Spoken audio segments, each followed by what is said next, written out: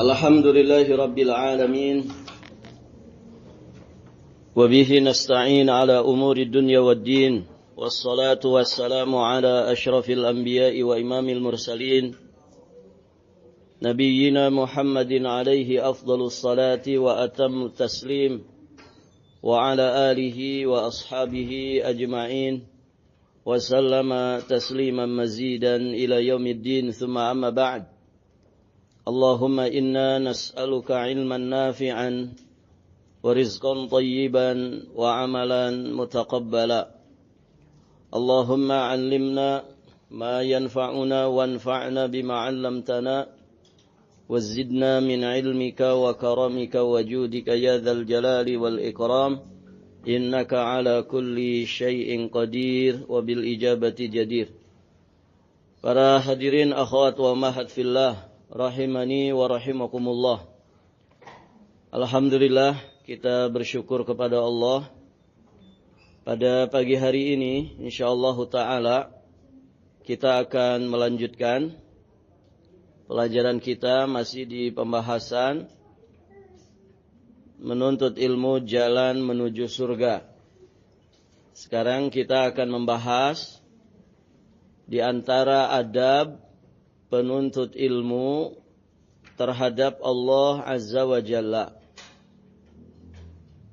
Betul yang ini? Ibu-ibu?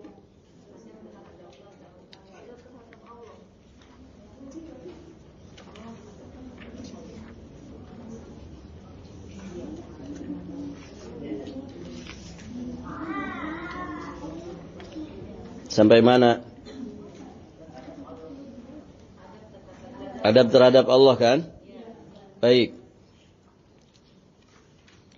Di antara adab penuntut ilmu terhadap Allah Azza wa Jalla, yang pertama, menghambakan diri hanya kepada Allah secara mutlak dalam semua sisi kehidupannya. Dan wajib mengikhlaskan ibadah hanya kepada Allah semata.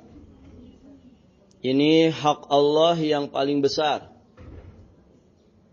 Ini kewajiban bagi manusia yang paling besar. Melakukan ubudiyah kepada Allah. Menghambakan diri dengan mengikhlaskan ibadah hanya kepada Allah Azza wa Jalla. Di surat Az-Zariyat ayat 56, Allah Subhanahu wa ta'ala berfirman, وَمَا خَلَقْتُ الْجِنَّ وَالْإِنسَ إِلَّا لِيَعْبُدُونَ. Dan tidaklah aku menciptakan jin dan manusia melainkan agar mereka beribadah kepadaku. Ya'budun yakni yuwahhidun. Supaya mereka mentauhidkan aku, mengesahkan Allah Subhanahu wa taala dalam peribadatan. Maka di sini beliau sampaikan qala rahimahullahu taala, seorang muslim wajib mengesahkan Allah pada apa-apa yang khusus baginya. Mengesahkan Allah yakni mentauhidkan Allah dengan tauhidur rububiyah, tauhidul uluhiyah, dan tauhid asma was sifat. Tauhid rububiyah maknanya mengesahkan Allah dalam semua perbuatannya. Bahwa hanya Allah yang maha pencipta, pemberi rezeki, pengatur alam semesta, yang menghidupkan, yang mematikan, yang memberi manfaat, menolak madarat, yang menghidupkan, mematikan, memberikan kesehatan atau menurunkan penyakit. Nah, ini semua perbuatan Allah yang wajib kita esahkan. Bahwa Allah itu esa dalam semua perbuatannya. Kemudian tauhidul uluhiyah, ifradullah ta'ala bil ibadah. Mengesahkan Allah Subhanahu wa taala dengan seluruh jenis peribadatan. Dengan kata lain, mengesahkan Allah dengan perbuatan hambanya. Nah, itu tauhidul uluhiyah. Mengesahkan Allah dengan seluruh perbuatan hambanya.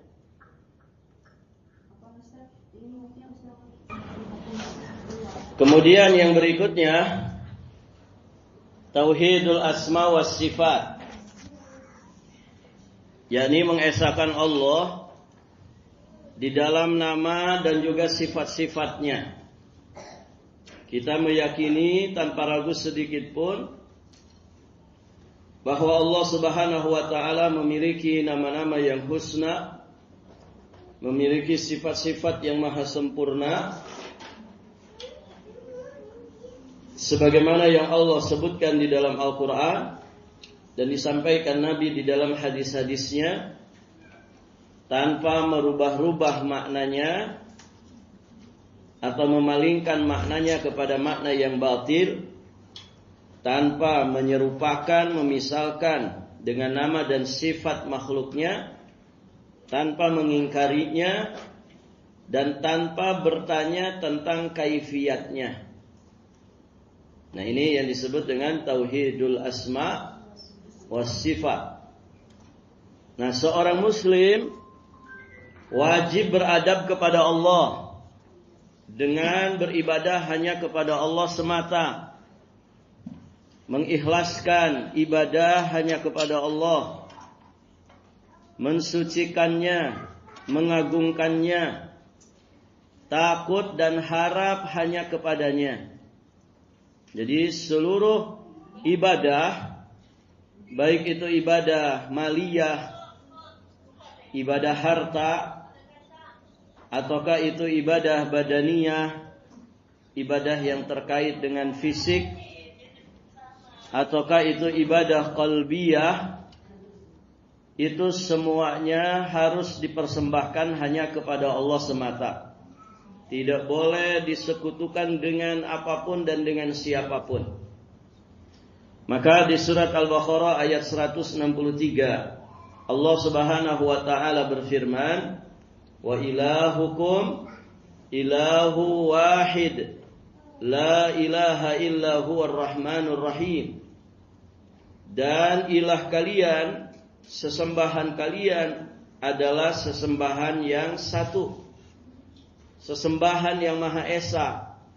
La ilaha, tidak ada ilah yang hak, illa huwa, selain dia, ar-Rahmanu ar-Rahimu, yang Maha Pengasih lagi Maha Penyayang. Jelas ya, ilah kita itu ilah yang satu, tidak berbilang, ilah yang hak, dan semua ilah yang lain itu batil. Ini akidah muslim yang wajib kita imani dengan segenap jiwa dan raga kita. Seorang talibul ilmi, seorang penuntut ilmu agama, wajib mentauhidkan Allah dan tidak boleh berbuat syirik. Wajib menjauhkan syirik besar maupun syirik kecil. Karena yang pertama kali wajib diketahui oleh setiap muslim dan muslimah adalah mengenal Allah dengan mentauhidkannya. Mengenal Allah dengan mentauhidkannya. Ma'rifatullah bitauhidihi. Mengenal Allah bahwa Allah itu satu-satunya ilah yang hak, yang tidak boleh disekutukan dengan peribadatan apapun. Demikian juga berdoa, meminta pertolongan, istighatsah, yakni meminta pertolongan di saat sulit, dan yang lainnya, itu semua dilakukan hanya kepada Allah saja dan hanya untuk Allah. Di surat Al-Baqarah ayat 21, ayat 22, Allah Subhanahu wa taala berfirman, "Ya ayyuhan nasu ubudu rabbakum alladzi khalaqakum walladzina min qablikum la'allakum tattaqun." Wahai sekalian manusia, beribadahlah kalian kepada Rabb kalian. Siapa Rabb kalian itu? Yang telah menciptakan kalian dan orang-orang yang sebelum kalian, la'allakum tattaqun, supaya kalian bertakwa. Jadi Rabb pencipta kita itulah yang wajib untuk kita ibadahi satu-satunya. Kemudian juga Allah tegaskan apa yang telah Allah perbuat. Alladzi ja'ala lakumul arda firasya. Alladzi ja'ala lakum, yang telah menjadikan bagi kalian al-arda, bumi, firasya, menjadi hamparan bagi kalian. Was-samaa'a binaa'a, dan telah menjadikan langit sebagai atap. Wa anzala minas samaa'i, dan Allah turunkan dari langit itu ma'an, air hujan. Fa akhraja bihi, dengan air hujan itu Allah mengeluarkan minas samarat, berupa buah-buahan, rizqan lakum, sebagai rezeki bagi kalian. Nah, lihat di penghujung ayatnya Allah tegaskan kembali bahwa Allah yang telah menciptakan kalian dan orang-orang sebelum kalian, memberikan fasilitas kehidupan bagi kalian di muka bumi ini dengan segala rezekinya. Maka Tuhan yang seperti itulah yang tidak boleh disekutukan dengan tandingan apapun. Fala taj'alu lillahi andada. Maka kata Allah Subhanahu wa taala, karena itu janganlah kalian mengadakan sekutu-sekutu, tandingan-tandingan bagi Allah. Wa antum ta'lamun, padahal kalian mengetahui. Ibu-ibu, sesama kita saja, sesama kita, kalau ada orang baik kepada seseorang, tapi seseorang ini tidak mau tunduk, taat, patuh, tidak mau nurut sama orang yang baik kepada dirinya, kira-kira masalah enggak itu? Masalah enggak, Ibu? Ibu mati-matian sayang ke suami, ya, full service ke suami, mau makan disediain, mau minum dibikinin, mau bobo ditemanin, begitu kan? Ternyata suami ibu malah sayang ke istri tetangga. Ya. Kira-kira gimana, Bu? Masalah enggak itu? Masalah. Murka enggak kira-kira? Murka kita. Ya. Kamu saya servis, full servis. Kamu malah sayang sama istri orang. Kan begitu? Masalah kan, Ibu? Masalah ini sesama kita, sesama makhluk. Yang kebaikan kita ke orang itu kan terbatas. Kebaikan ibu ke suami terbatas. Kebaikan suami ke ibu juga terbatas. Kebaikan orang tua ke anak terbatas. Kebaikan anak ke orang tua juga terbatas. Serba terbatas manusia itu. Tapi sekalinya ada orang begitu, ya masalah besar itu. Kita akan berkomentar, nih orang gak tahu diri. Disayang-sayang, tapi dianya gak mau disayang, malah sayang ke orang. Atau bahkan menjelek-jelekan kita di belakang. Masalah. Nah sekarang begini, kasih sayang Allah itu tanpa batas. Kasih sayang Allah itu tidak pernah terhenti selama kita hidup di alam dunia ini. Tidak ada satu detik yang lewat dalam kehidupan kita yang sepi dari nikmat Allah. Kan begitu. Kita sedang malas ibadah saja, nikmat Allah itu deras mengalir ke kita. Itu kita sedang lalai, sedang malas ibadah. Allah tidak berhenti ngasih nikmatnya kepada kita. Ya kan Ibu?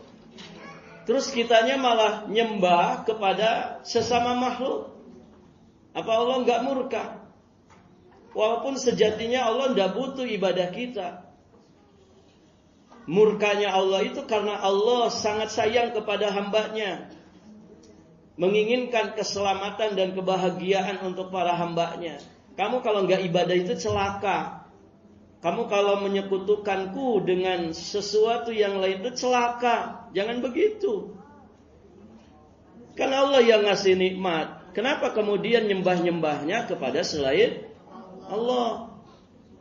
Bisa dipahami nih Ibu? Barakallahu fikum. Ibu-ibu sudah pada siap belajar belum ini? Sok atau jara rempet ya. Kalau sudah siap belajar, ya mohon didengarkan. Kalau nggak siap, saya pulang. Siap belajar Ibu? Baik. Kita lanjut. Itu poin pertama ya, di antara adab adab para penuntut ilmu terhadap Allah Azza wa Jalla. Kemudian adab yang kedua di antara adab para penuntut ilmu terhadap Allah adalah mentaati perintah-perintah Allah Azza wa Jalla.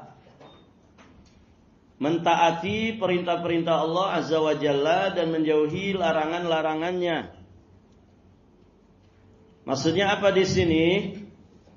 Menjaga dan melaksanakan amal-amal yang wajib dan sunnah. Kalau menjauhi larangan berarti meninggalkan yang haram dan meninggalkan yang makruh. Seorang penuntut ilmu wajib taat kepada setiap perintah Allah dan Rasulnya, dan juga wajib sungguh-sungguh menjauhi semua larangan Allah dan Rasulnya. Karena itulah yang disebut dengan hakikat ketakwaan. Imtithalul awamir wajtinabun nawahi. Melaksanakan perintah dan menjauhi larangan. Perintah ada yang wajib, ada yang sunnah. Larangan ada yang haram, ada yang makruh. Baik. Yang ketiga, di antara adab talibu ilmin terhadap Allah Azza wa Jalla adalah ridha terhadap takdir Allah, disertai dengan kesabaran dan taslim, menyerahkan diri secara sempurna. Ridha terhadap takdir Allah. Takdir itu ketentuan, ketetapan yang Allah Subhanahu wa taala jatahkan kepada masing-masing dari para hambanya. Harus ridha. Ridho kita jadi wanita, ridho kita jadi laki-laki. Jangan kemudian protes terhadap kodrat. Enak ya jadi laki-laki mah. Tidak mengandung, tidak melahirkan, tidak menyusui, tidak mengandung lagi, tidak melahirkan lagi, tidak menyusui lagi. Dia protes, kenapa saya jadi perempuan, susah jadi perempuan itu. Yang laki-laki juga nggak boleh protes, enak ya jadi perempuan. Nah itu manusia itu serba salah. Enak jadi perempuan mendak capek cari nafkah malah dinafkahi. Begitu kata laki-laki yang protes dirinya jadi laki-laki. Dia mah malah dinafkahi. Dia mah tidak pusing-pusing nyari nafkah. Begitu kan? Makanya zaman sekarang banyak perempuan pengen jadi laki-laki, banyak laki-laki pengen jadi perempuan. Akhirnya ke perempuan tidak, ke laki-laki tidak. Jadinya apa tuh? Nah begitulah. Itu rusaknya manusia. Disebut perempuan bukan perempuan, disebut laki-laki gemulai gitu. Jadi nggak jelas statusnya. Nggak boleh protes kepada takdir Allah. Ya Ibu. Dan ini harus ditanamkan. Kenapa? manusia itu haluan. Halu. Halu itu apa? Serba salah. Apabila dia ditimpa dengan keburukan, dia keluh kesah. Apabila dia ditimpa dengan kebaikan, dia sangat pelit. Itu manusia, serba salah. Dikasih hujan, salah. Hujan lagi, jemuran gak kering. Ya. Dikasih panas, cetar, juga salah. Skincare gak ada manfaatnya ini. Bisa luntur. Serba salah manusia, begitu hidupnya. Maka ibu-ibu yang dirahmati Allah, ridho terhadap takdir ini penting. Ilmu memahami tentang takdir itu penting. Karena itu yang menjadikan kita hidup ini tenang. Menjadikan hidup kita ini tenang. Barakallahu fikum. Kalau dikasih yang baik, disyukuri. Alhamdulillah. Dikasih yang kurang baik versi manusia, ya, sejatinya bagi Allah tidak ada yang buruk bagi Allah. Perbuatan Allah semuanya baik. Tapi mungkin versi manusia memandangnya itu keburukan. Ya disabari. Disabari. Sabar. Sabar itu setidak-tidaknya mengurangi rasa pahit ujian atau cobaan. Bahkan bisa saja merubah rasa pahitnya ujian itu menjadi rasa manis. Tergantung kualitas kesabarannya. Minim-minimnya orang itu kalau sabar, rasa pahitnya musibah itu terkurangi. Sehingga apapun keadaan orang yang beriman kepada takdir, itu selalu keadaan yang menjadi keberkahan bagi dirinya. Begitu. Dan hidup itu kan hanya itu saja, Ibu. Nabi menyebutkan di dalam hadisnya, riwayat Imam Muslim, juga imam-imam hadis yang lainnya, diterima dari jalan sahabat yang mulia Suhaib radhiyallahu taala anhu. Apa kata Nabi?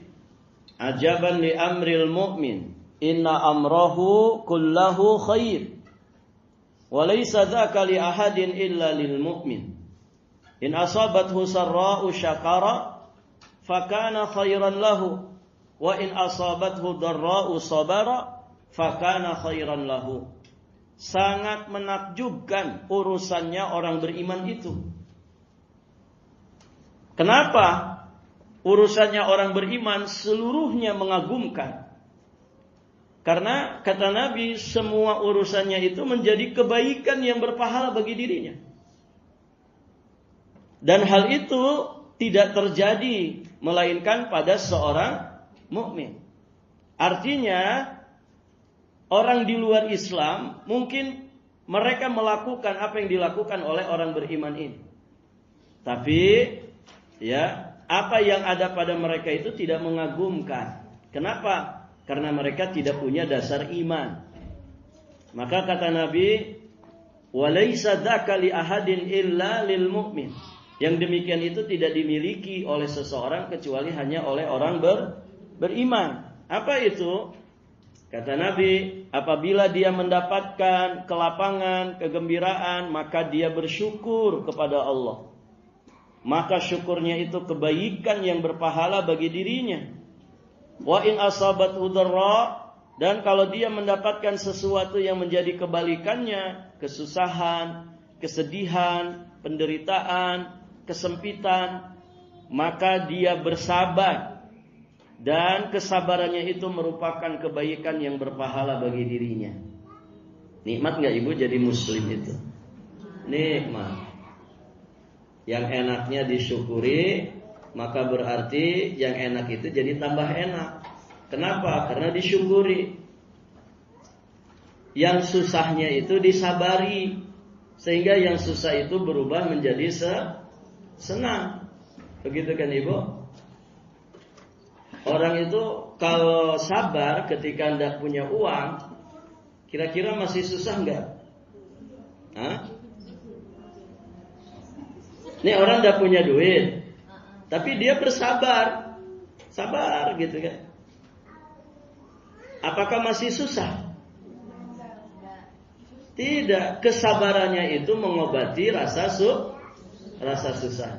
Alhamdulillah ya Allah, udah punya duit. Ya. Mungkin kalau punya duit, bisa jadi saya malah maksiat. Bisa jadi begitu, Bu? Bisa. Alhamdulillah ya Allah, walaupun saya tidak punya duit, badan sehat. Ada tuh di rumah sakit orang-orang kaya tapi cuci darah. Ada tuh di rumah sakit orang-orang kaya sedang ngap-ngapan, jantungnya dipasang ring. Ada tuh orang kaya di rumah sakit sedang menderita. Ya. Kenapa? Karena sedang sakit parah. Alhamdulillah saya sehat. Sok ibu, sehat itu kalau mau dibeli berapa harganya? Nggak ada harganya, unlimited.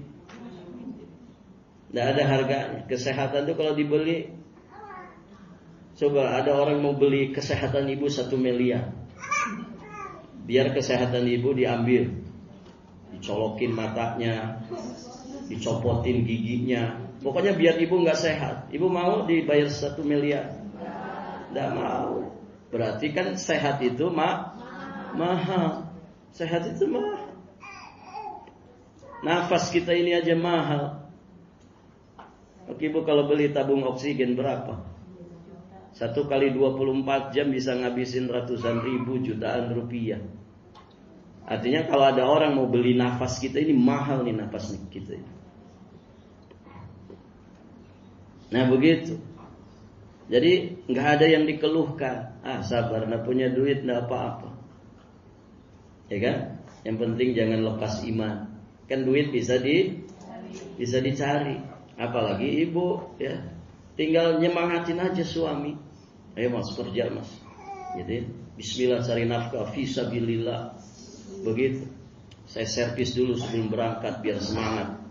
Begitu kan? Begitu. Doakan.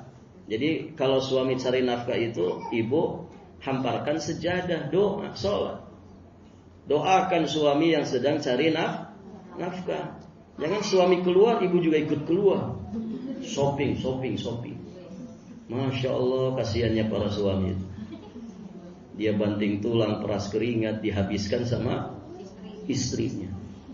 Ya, mudah-mudahan bukan istri-istri yang di sini. Ibu-ibu yang dirahmati Allah. Itu ya. Jadi nggak ada yang perlu dikeluhkan. Kalau ada yang susah-susah, sabarin saja. Sudah. Sabar itu kan menjaga hati nih. Jangan sampai protes kepada takdir Allah. Jaga mulut, jaga lisan, jangan sampai ngomel-ngomel. Mengucapkan kalimat-kalimat yang mendatangkan murka Allah. Jaga anggota badan kita supaya nggak maksiat. Ada soalnya orang yang gak sabar dengan itu. Suami sudah gak ada uangnya dibuang. Begitu ya. Ada uang abang disayang, tidak ada uang abang dibuang. Disemangatin lagi sama ibunya, mertuanya suaminya ini. Sudah suamimu itu gak ada duitnya, buang aja. Ya. Ganti lagi suami. Na'udzubillah. Jaga ini. Jaga anggota badan kita jangan sampai maksiat. Nah itu namanya sabar. Enak hidup itu ibu kalau pakai ilmu. Hidup itu indah kalau pakai ilmu. Nah ada satu lagi kata para ulama. Keadaan manusia yang tidak akan bisa lepas darinya. Kan manusia itu bolak-balik di 3 ini saja. Kalau nggak senang ya susah. Ya, kalau enggak itu ya jatuh dalam kesalahan. Nah, orang yang jatuh dalam kesalahan solusinya segera taubat. Maka taubat itu jalan kebahagiaan. Kapanpun kita melakukan kesalahan, perbaiki dengan taubat nasuha. Dan terus istiqomah dengan itu. Kalau kita punya 3 ini ibu, ini 3 kunci kehidupan. Ya, mendawamkan taubat, bersyukur atas nikmat, bersabar atas musibah. Sudah, manusia itu bolak-balik di situ saja. Ya ibu. Dan tidak di satu keadaan. Kadang susah, kadang senang. Kadang benar, kadang salah. Manusia itu begitu. Ya tidak? Sok di sini kalau ditanya, ada yang sedang susah? Ada yang sedang susah, Bu? Ada lah, pasti ada. Jadi, cuman ada yang kelihatan, ada yang tidak. Itu yang suka ngelamun kalau lagi ngaji, gitu ya. Tatapan matanya kosong, orang nulis mencatat faidah, dia mah bikin benang kusut yang menggambarkan kekusutan hatinya. Nah itu biasanya orang sedang susah tuh. Mungkin sedang mikirin hutang, sedang mikirin suaminya, macam-macam kesusahan. Alhamdulillah sedang susahnya hadir ke majelis ilmu. Ada orang sedang susah, ya, yang dia datangi siapa? Iya. Dia datangi dukun, dia datangi tukang pelet, tukang sihir, atau dia datangi mantannya, gitu. Curhat sama mantannya. Itu sedang susah, begitu kan? Nah itu orang tidak bersabar, ya kalau begitu keadaannya. Jadi kalau orang sedang susah, datangnya ke majelis, alhamdulillah, setidak-tidaknya dia terselamatkan, kan begitu. Nah itu manusia. Nah kadang juga berbuat salah. Kalau berbuat salah ya segera berbuat kebaikan yang menjadi kebalikannya. Segera bertaubat nasuha. Begitu. Dan ganti dosa-dosanya itu dengan kebaikan-kebaikan. Itu saja 3 kunci hidup tuh. Mendawamkan taubat, mensyukuri nikmat, bersabar atas musibah. Dan 3 kunci ini harus selalu siap. Harus selalu ready, disiapkan. Kuda-kuda sabar, kuda-kuda syukur, ya, kuda-kuda taubat itu harus kokoh kuat. Karena manusia bolak-balik di situ saja. Baik, ibu-ibu yang dirahmati Allah. Dan orang yang syukur, orang yang sabar, orang yang taubat, itu orang-orang bahagia. Orang-orang bahagia hidupnya. Ya ibu, walaupun orang melihatnya menderita, sejatinya mereka itu orang yang bahagia. Karena kebahagiaan itu ada di hati. Kebahagiaan itu bukan di materi. Kebahagiaan itu bukan di logam mulia. Tapi kebahagiaan itu ada di akhlak yang mulia. Barakallahu fiikum. Ibu-ibu yang dirahmati Allah. Itu ridho terhadap takdir Allah. Sing ridho terhadap takdir Allah. Sudah pokoknya jangan jadi orang yang serba salah. Ambil ibrah dari segala sesuatu. Begitu. Kalau dikasih panas, alhamdulillah ya Allah panas. Sudah gitu aja. Alhamdulillah ala kulli hal. Dikasih hujan terus, alhamdulillah. Sudah syukuri saja. Kalau dikasih panas berarti jemuran bisa kering. Kalau dikasih hujan terus, alhamdulillah tandon tada hujan jadi penuh. Kan begitu aja. Ya ibu, disyukuri. Baik. Yang keempat, mengakui berbagai keutamaan, nikmat dan karunia yang besar hanyalah milik Allah. Mengakui bahwa berbagai keutamaan, nikmat dan karunia yang besar itu hanya milik Allah. Dan berusaha mensyukurinya. Dan yang paling mulia adalah nikmat Islam, nikmat iman, nikmat sunnah, dan nikmat menuntut ilmu syar'i. Ini nikmat-nikmat paling besar ibu.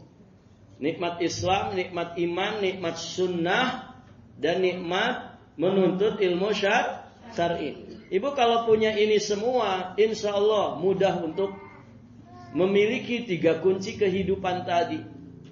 Ya syukurnya dengan dasar iman, sabarnya dengan dasar iman, kemudian taubatnya juga dengan dasar iman. Ini semuanya anugerah yang begitu besar. tidak bisa ya ditandingi dengan nikmat apapun. Dunia ini nggak ada artinya kalau kita tidak punya iman dan Islam. Dunia ini tidak bernilai sama sekali kalau kita tidak punya ilmu. Kasihan ibu, orang yang nggak punya ilmu itu sebetulnya kasihan. Kasihan. Kenapa? Karena di dunia saja mereka sudah menderita. Tidak usah ngomongin neraka di akhirat. Di dunia saja mereka sudah menderita. Coba bayangin orang kalau nggak punya ilmu. Ketika senangnya malah maksiat. Itu ya. Sehatnya menjadikan dia semakin kuat maksiat. Harta berlimpahnya menjadikan dia selalu berusaha meninggikan marwah. Begitu kan? Yang dengan itu malah jatuh marwahnya. Ibu-ibu yang dirahmati Allah, ketika dia berbuat salah, nggak ngerasa bersalah. Kenapa? Nggak punya panduan, nggak ngerti ilmu. Banyak orang yang bergelimang dalam kesalahan, tapi mereka nggak sadar dirinya salah. Ya kan? Sennya ke kanan, beloknya ke kiri. Dinasehatin, tidak mempan. Tidak mempan itu. Malah yang nasehatin dimarah-marahin. Begitu kan ibu? Kenapa? Kurang edukasi. Dia nggak ngerti cara berlalu lintas. Atau mungkin ngerti tapi tidak mau dipraktekkan. Ya. Kamu tidak tahu suami saya siapa. Begitu kan ibu? Dan itu kisah nyata loh bu, bukan ngarang-ngarang. Ada jamaah cerita ke saya, ketemu satu peristiwa di jalan. Saat katanya ada itu emak-emak, dia yang salah, jelas yang salah, gitu kan?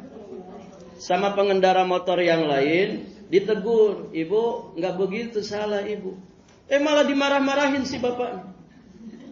Ya, sampai geleng-geleng kepala bapaknya. Itu disaksikan sama jamaah kita. Dan cerita ke saya. Sampai geleng-geleng kepala, saya juga yang ada di situ sama. Ngusap dada saja. Siapa itu bu? Emak-emak. Ya. Ibu-ibu yang dirahmati Allah. Ya. Jadi belajar ilmu syar'i. Orang dengan menuntut ilmu, dia berislam dengan baik, beriman dengan baik, dan dia mengamalkan sunnah dengan baik. Dan dengan ilmu syar'i dia memiliki 3 kunci kehidupan tadi. Oh sudah bahagia hidup. Bahagia hidup. Dan kalau tidak seperti itu, ya dunia sejatinya akan jadi neraka bagi orang-orang jahil. Kasihan. Ya orang tuh di dunia ini kan isinya orang-orang riweuh semua. Coba ibu perhatikan. Perhatikan manusia itu. Riweuh semua. Tahu riweuh ibu? Apa riweuh itu? Riweuh, susah. Ribet. Ya, ruwet. Ya kan? Ruwet, semua manusia ruwet. Ada yang sibuk ngurusin ijazah saja nggak selesai-selesai. Ya. Ada yang sibuk jaga marwah nggak selesai-selesai. Ya. Riweuh, manusia itu riweuh. Ada yang sibuk dengan dunia perpolitikan. Ada yang riweuh dengan dunia permainan. Gitu kan? Ada yang riweuh dengan popularitas. Bagaimana naikin rating dia. Pengen jadi RI 1 nanti. Gitu kan? Riweuh, manusia itu riweuh asli. Coba kebayang keriuhan manusia itu kalau nggak pakai ilmu. Ya tadi, nggak usah neraka di akhirat. Di dunia saja sudah pada menderita kok. Ya. Apalagi nanti di akhirat kalau mereka nggak taubat. Dan buat apa tuh ibu? Ya, orang berharta kaya raya, tapi dibully netizen sedunia. Ya. Buat apa? Buat apa? Ya. terkenal, popularitas, oh Masya Allah. Tapi nggak pernah tenang hidupnya.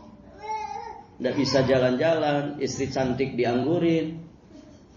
Begitu kan? Nggak bisa menikmati kehidupan. Buat apa?